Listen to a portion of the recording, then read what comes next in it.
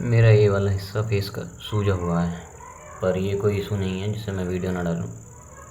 तो इसीलिए आज का हमारा टॉपिक बहुत इम्पोर्टेंट होने वाला है और ये टॉपिक है रिकवरी। इस टॉपिक के बारे में काफ़ी लोगों को पता होना चाहिए, लेकिन कई लोगों को जो जिम में भी मसल बिल्ड करने आते हैं और स्ट्रेंथ ट्रेनिंग कर रहे हैं, एंडोरेंस ट्रेनिंग कर रहे हैं, इवन स्प्रिंटिंग भी जो लोग मार रहे हैं उन्हें भी नहीं पता। मतलब पता तो है पर वो इसे अहमियत नहीं देते। उन लोगों को मेनली क्या लगता है कि जब हम वर्कआउट करते हैं तो हमारी मसल्स बनती हैं या फिर स्ट्रेंथ बढ़ती है या एंडोरेंस बढ़ता है, बट असल में ऐसा नहीं होता। उस टाइम पे हम अपनी मसल्स को बस डैमेज कर रहे होते हैं, चाहे वो टाइप 1 मसल हो, टाइप 2 मसल हो, फास्ट ट्विच हो या स्लो ट्विच हो। एक्चुअल मसल तब बनती है जब हम रिकवर होते हैं, इसीलिए रिकवरी बहुत इम्पोर्टेंट है। अगर हमें अपने साइज़ को, हाइपरट्रॉफी को, स्ट्रेंथ को या एंड्योरेंस को बढ़ाना है तो, वरना हमारी बॉडी श्रिंक होती रहेगी।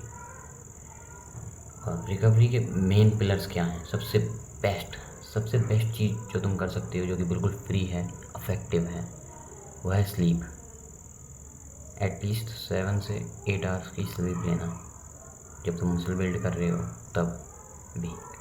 इस वीडियो का मेन टॉपिक मसल बिल्डिंग से रिलेटेड होने वाला है, तो स्ट्रेंथ एंडोरेंस पे भी ये चीज़ वर्क करती है, पर मेन टॉपिक मसल बिल्डिंग के अराउंड घूमेगा। तो स्लीप को बिल्कुल अवॉइड मत करो। अगर अच्छी स्लीप चाहिए तो फिर मोबाइल को यूज़ करना कम कर दो सोने से पहले। जैसे कि 10 बजे सोते हो तो 9 बजे के बाद मोबाइल मत चलाओ। जो भी स्क्रीन वाला काम है वो पहले ही कर लो।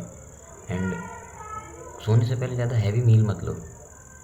हैवी मील लेने से क्या है, वो डाइजेशन इशू हो जाता है, जिस वजह से हार्ट रेट हैवी रहती है, मतलब बढ़ी हुई रहती है, तो स्लीप में प्रॉब्लम आती है। और मेन चीज़ यही है, स्लीप को इम्प्रूव करने के लिए तुम कर सकते हो। अगली चीज़ है हमारी स्लीप को इम्प्रूव करने के लिए और हमारी रिकवरी को इम्प्रूव करने के लिए, वो है न्यूट्रिशन। ये बात तो तुम्हें ही पता है कि कौन बंदा ज़्यादा मसल बिल्ड करेगा।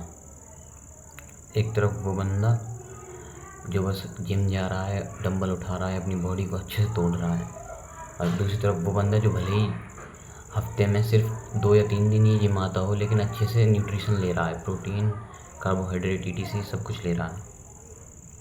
कौन ज़्यादा मसल बिल्ड करेगा? तुम्हारे पास इसका आंसर है। तो इसीलिए अपने न्यूट्रिशन को हमेशा प्रायोरिटी दो। स्लीप जितनी ही प्रायोरिटी न्यूट्रिशन को दो, दोनों को सेम प्रायोरिटी। क्योंकि न्यूट्रिशन में सबसे ज़्यादा इम्पोर्टेंट चीज़ क्या है? प्रोटीन, कार्बोहाइड्रेट, फैट्स, ये हैं हमारे मैक्रो न्यूट्रिएंट्स, जो बड़े साइज में, बड़े पोर्शन में हमें लेने होते हैं। प्रोटीन हमें मिलता है डेयरी प्रोडक्ट्स जैसे कि दूध, दही, पनीर, और नॉन-वेज चीज़ों में अच्छी क्वालिटी में अवेलेबल होता है, जैसे कि मीट हुआ, अंडे हुए। एंड अंडे को वैसे नॉन-वेज या वेज जिसमें कैटेगरी में रखना चाहो तुम्हारी इच्छा है। और अगली चीज़ उसमें प्लांट बेस्ड या फिर वेजिटेरियन कोई चीज़ है जो अच्छी प्रोटीन को प्रोवाइड करती है, वो है सोयाबीन या सोया चंक्स बोल दो ना।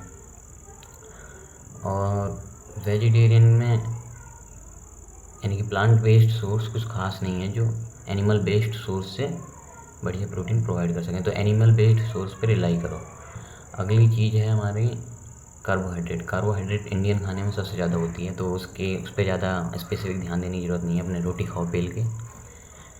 एंड अगली चीज़ है हमारे फैट्स। फैट्स को अवॉइड मत करो, तेल वाले फैट्स को नहीं, घी वाले फैट्स को, ड्राई फ्रूट्स, नट्स, सीड, इससे जो फैट्स मिलते हैं ये हार्मोनल फंक्शन के लिए काफ़ी बढ़िया होते हैं। एंड अगली चीज़ है हमारी माइक्रो न्यूट्रिएंट्स। माइक्रो न्यूट्रिएंट्स भी उतने इम्पोर्टेंट है जितने मैक्रो। ये भी बॉडी के फंक्शन, इम्यूनिटी एंड रिकवरी में बहुत इम्पोर्टेंट रोल प्ले करते हैं।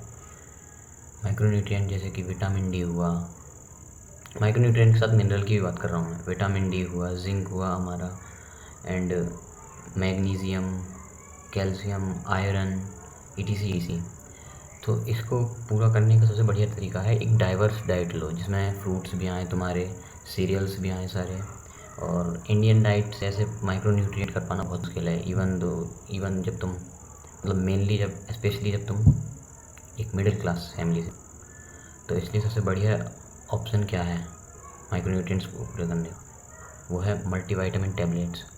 कोई ट्रस्टिफाइड सर्टिफाइड मल्टीविटामिन टैबलेट तुम खरीद सकते हो। अगली चीज़ है हमारे रेस्ट डेज।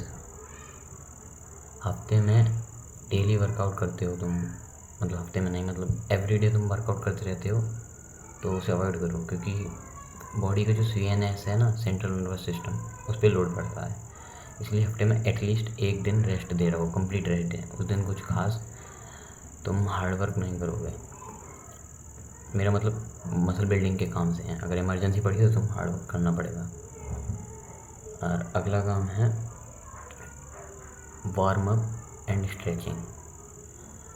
लोग क्या, मैं भी इस चीज़ को अवॉइड कर देता हूँ कई बार।